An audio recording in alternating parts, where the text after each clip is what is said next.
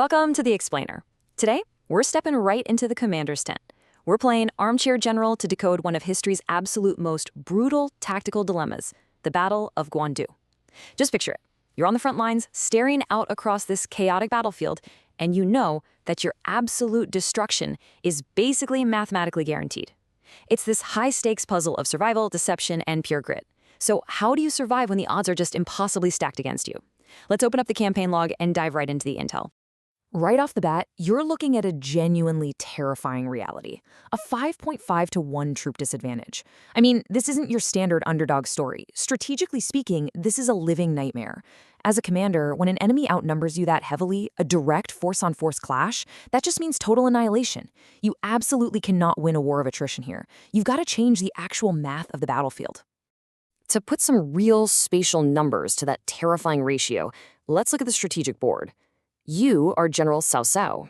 You're tasked with holding the defensive line with a meager force of just 20,000 troops. And bearing down on you from the north is the warlord Yuan Shao, commanding a massive rolling juggernaut of 110,000 men. Especially, this means everywhere you look, the horizon is just black with enemy banners. It's this overwhelming center of gravity threatening to literally walk over and crush your defenses. So, the absolute crucial takeaway here: you can't fight them all at once. You have to force them to divide that massive weight. Part 1. Deception at Baima, manipulating the enemy. Okay, let's dive into this and see exactly how an experienced general actually approaches asymmetrical warfare. Look, when the enemy is swinging a massive hammer, you don't offer them an anvil, right? You force them to swing at shadows. Here's a textbook misdirection maneuver devised by Cao Cao's brilliant strategist, Xun Yu. Step 1. You execute a heavy feint to the west. You make this loud, highly visible push to fake an attack on the enemy's rear at Yan. Step 2. You just watch as Yuan Shao takes the bait. He splits his massive force, sending thousands rushing off to defend the west. And Step 3. The trap springs. You pivot your light, fast cavalry and strike hard to the east at Baima. Boom.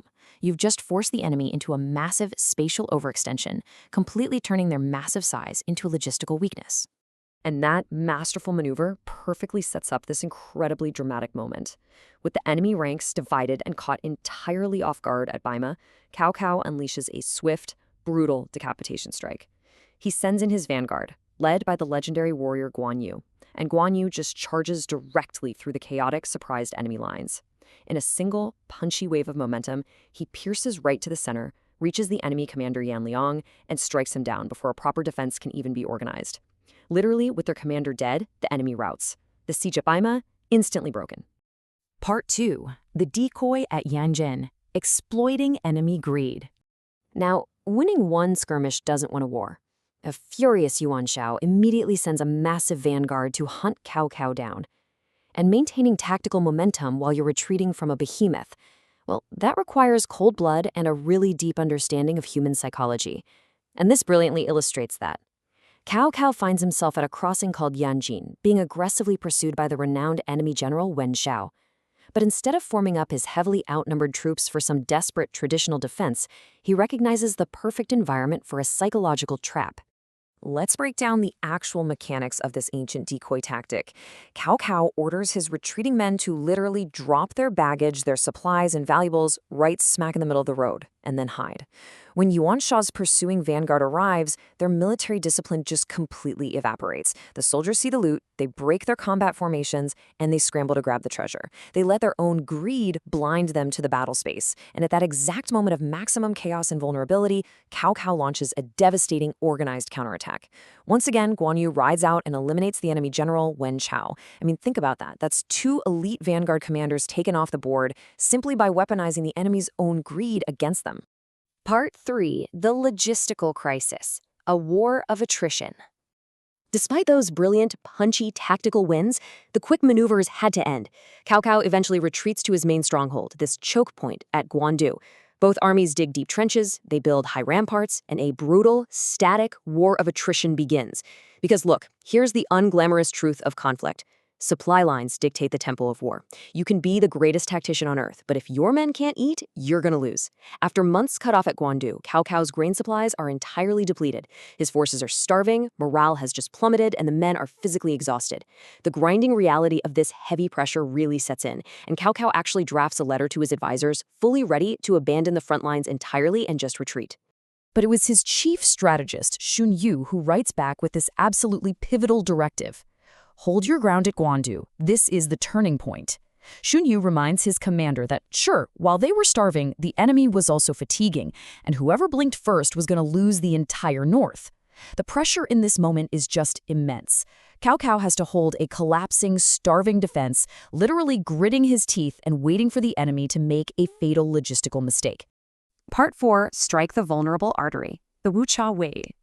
And that fatal logistical mistake Cao Cao was waiting for? It finally arrives via a furious enemy defector, an advisor named Xun Yu, who crosses the trenches in the dead of night. He brings the absolute holy grail of military intelligence, the location of Yuan Shao's massive, shockingly underdefended main grain depot at Wuchao. So step back into the commander's boots for a second. How do you break a siege when your men are starving, exhausted, and heavily outnumbered? Well, you don't launch a suicidal charge at their walls. No, you sneak out and you attack their stomach. Let's map out how this builds into one of history's greatest and most daring covert ops. Cao Cao personally leads a small strike force of just 5,000 elite troops. Step 1. They disguise themselves in the dark, using captured enemy banners and uniforms to look like a friendly patrol. Step 2. They march covertly through the night via hidden paths, slipping right past the massive enemy vanguard line. Step 3. They arrive at Wuchao, immediately surround the lightly guarded depot, and set fire to the entire enemy food supply from all sides. As visceral flames consume the massive grain depot at Wuchao, it wasn't just physical food burning, it was the entire operational capacity of Yuan Shao's 100,000-man army going up in smoke. When word ripples back to the enemy front lines that their logistical lifeline is reduced to ash, panic sets in instantly. The absolute terror of impending starvation breaks their discipline entirely. A massive, supposedly invincible army just completely collapses on the battlefield, their morale utterly shattered by a single severed artery. Part 5, Unifying the North, the Aftermath. Now, what's really interesting about this data is the sweeping, long-term geopolitical shifts caused by this single, decisive night raid. It's just staggering. The map of China was about to be completely redrawn. Notice the sheer totality of the victory here. Yuan Shao, the most powerful warlord in the land who proudly marched south with 110,000 soldiers, flees back across the Yellow River with a pitiful 800 cavalrymen. That's over 100,000 enemy troops lost, either killed in the ensuing panic or forced to surrender.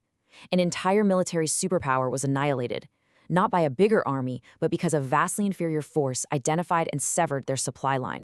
This fundamentally changed the course of history. Cao Cao proved that superior tactical problem-solving, psychological misdirection, and a ruthless focus on exploiting logistics will consistently conquer mere brute force. This impossible victory at Guandu laid the ultimate political foundation for Cao Cao to sweep across the remaining territories and completely unify northern China under his banner. It leaves us with an incredibly powerful lesson from the ancient command tent. Look, if brute force always won, history would only ever be written by the heaviest armies. But time and again, the victor is the one who finds the hidden vulnerability, the one who actually changes the math. So think about the overwhelming challenges you face today. What vulnerable supply line might you be ignoring in your own battles? Thanks for exploring this brilliant piece of tactical history with me on this explainer. I hope it gives you a whole new strategic perspective.